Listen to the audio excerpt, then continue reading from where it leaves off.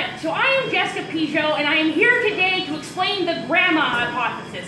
As stated, the evolutionary theory of human longevity and the reason why you, yes you, need to call your grandma.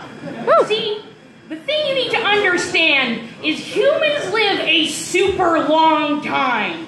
Like, not as old as, like, certain species of clam, which routinely live to be over 400 years old, or lobsters, which are technically biologically immortal, which seems kind of wasted on a creature which is essentially a spider mermaid. But human beings are one of a small number of species that routinely live to be over a century old. And you might think that that's a relatively new phenomenon, but it's honestly not. See, back in the day, when the average life expectancy of a human being living in Canada in 1921 was 59. But that was a statistic heavily skewed by high infant mortality and childhood disease. Like that, there is a mountain of dead babies just destroying that curve. And that's after we started pasteurizing the milk. Kids were a little more disposable back in the day. That's why we used to have so many. So that if like a bad batch of yogurt took out a bunch of them, you'd still have a few to carry on the family name and work at the local tetanus factory. But plenty of people were living into their 80s and 90s. Problem is, kids are actually hella expensive. Not just financially, but also biologically. To compare, a single mosquito can lay thousands of eggs in the space of a few weeks. Now, most of those eggs are probably going to get eaten or destroyed. But if that single mosquito can just pump out, can just spam enough eggs, statistically, a few of them are going to survive to reproduce. Comparatively, a human female can only make one measly baby in the space of about a year. And even worse, if that baby gets carried off by, say, a dingo, then that's a whole year of reproductive effort wasted. Worse, babies are useless when they first come out. If you just squat and lay a baby, like a human baby, in a patch of dirty dishwater, like a mosquito, it will not last long.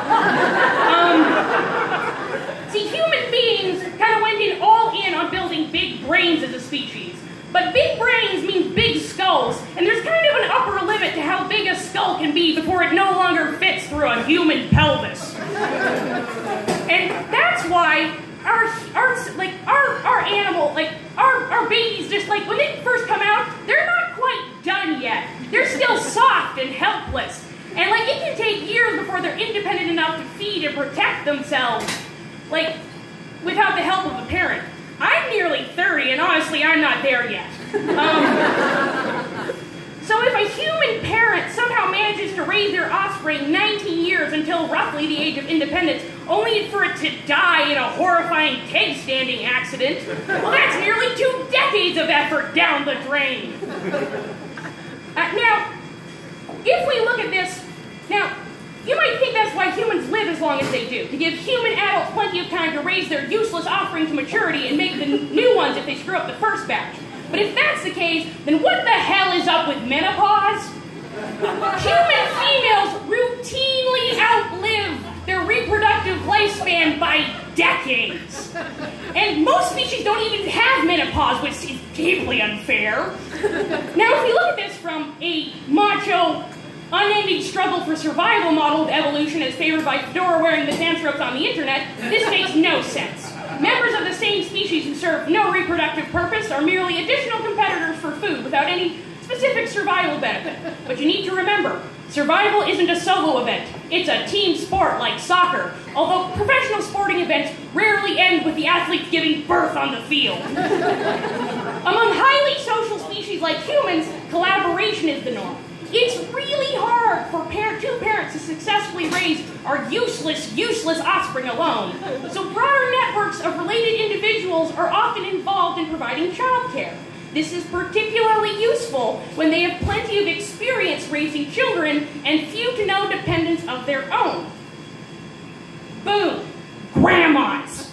A large population of post-reproductive females capable of caring for these children of their children, increasing rates of survival, and thereby creating a reproductive benefit for the genetic markers for longevity. Thank you.